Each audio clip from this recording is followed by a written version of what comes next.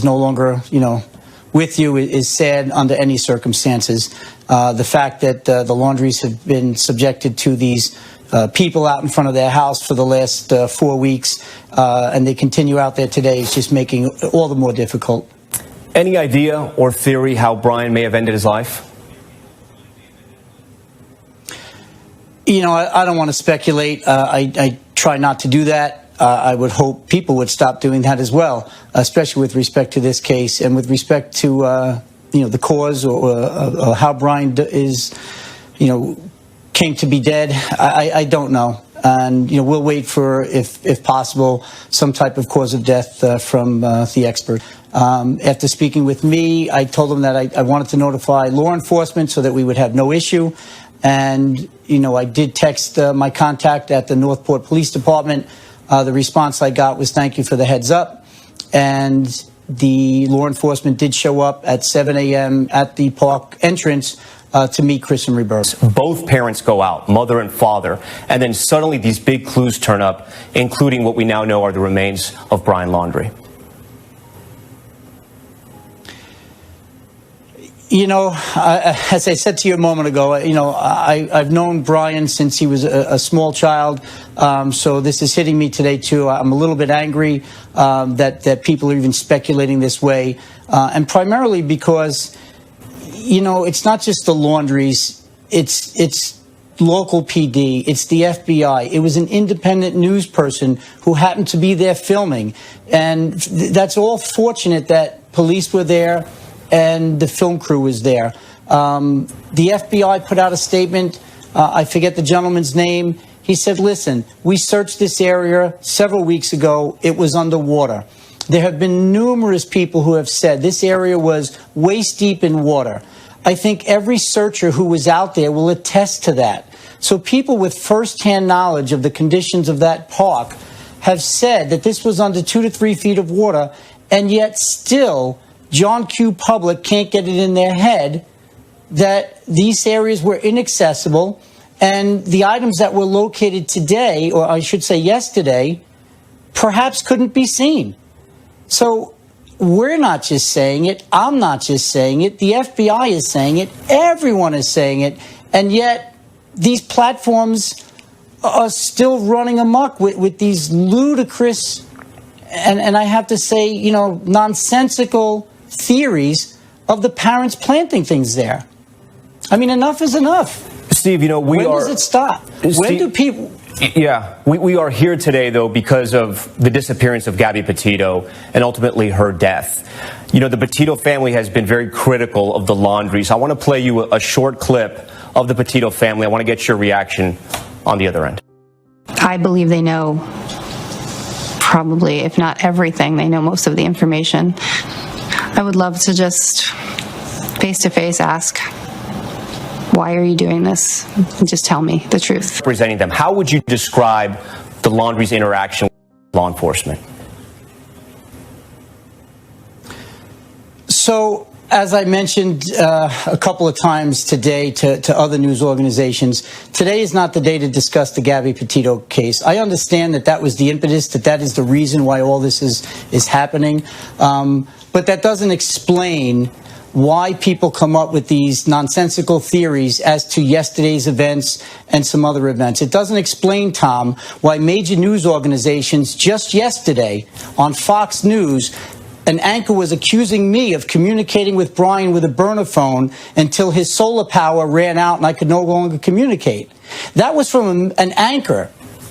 You had pundits on CNN just last night with all kinds of theories. So my anger and my frustration, and when I say when does it stop, what I'm saying is when does it stop that these conjecturists, these theorists, people who have no firsthand knowledge, and specifically with yesterday's events, you have people with firsthand knowledge telling you how this played out, and yet people still don't believe it.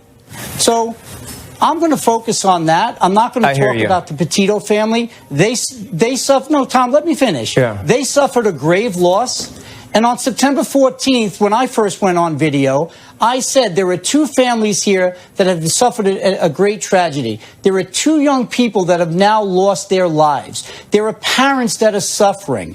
Now, I understand that. Whatever happened or whatever didn't happen, whatever people know, this is tragic for two families. And anybody with a child and anybody with a sense of humanity can understand the frustration that both families feel. Steve, on that point, though, I hear you. I hear you on that point, though. You mentioned a date.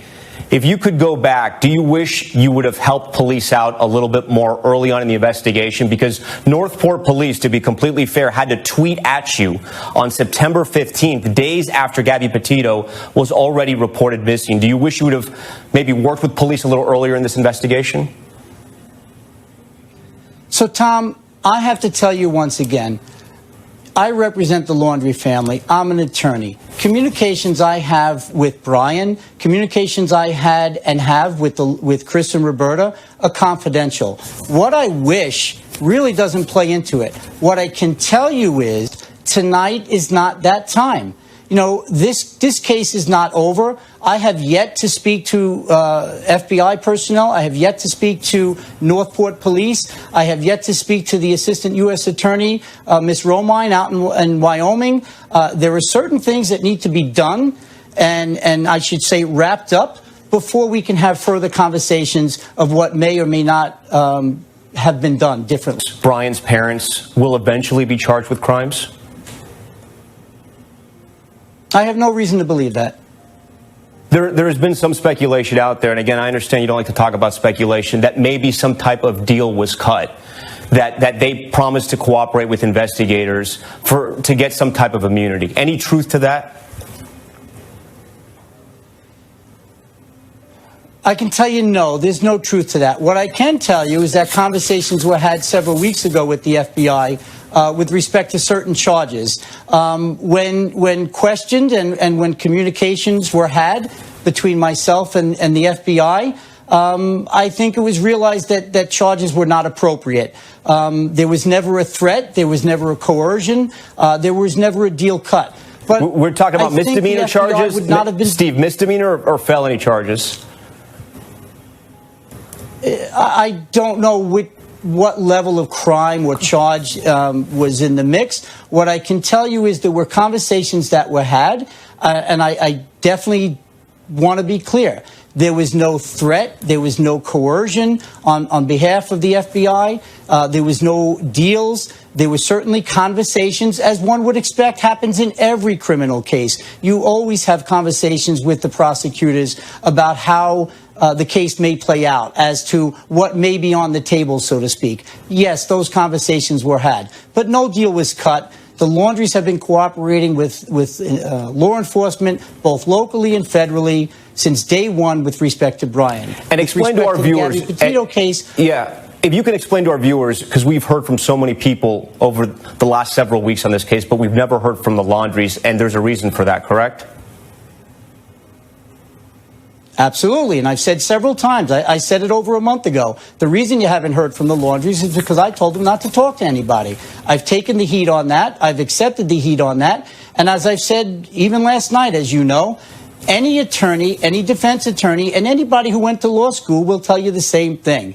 You do not talk under any circumstances. And any pundit who goes on TV and says, oh, I have a law degree and this is immoral and unethical, you know what? You are wrong. This is the job and the role of a defense attorney. You tell your client, do not talk to law enforcement. Period. End of story. Did your clients know their son, Brian Laundrie, was going to disappear when he left the house that day? No, they did not. What I can tell you is that Brian was very upset when he left, and Chris conveyed to me several times that, you know, he wished he didn't let him go, but he couldn't stop him. So this has been a painful saga for them since September 13th. It's been a long haul, but Brian is a grown man. Walk out the door. He was entitled to walk out the door.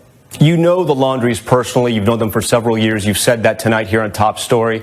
I want to ask you, what do you want America to know about the Laundries, and is there something they should know about them as parents?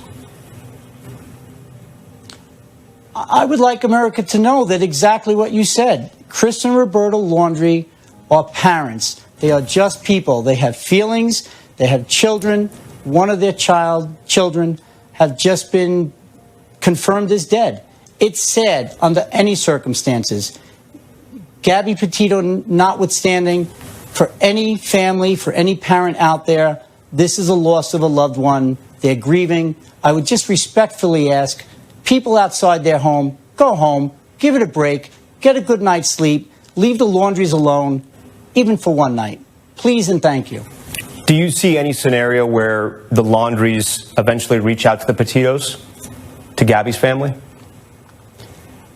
As I said to you a moment ago, Tom, there are certain things that need to be, I'll use the term wrapped up. There are conversations that need to be had.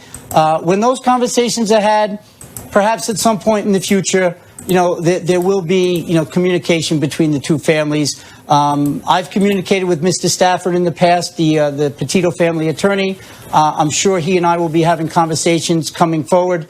And, what comes of those conversations will remain to be seen.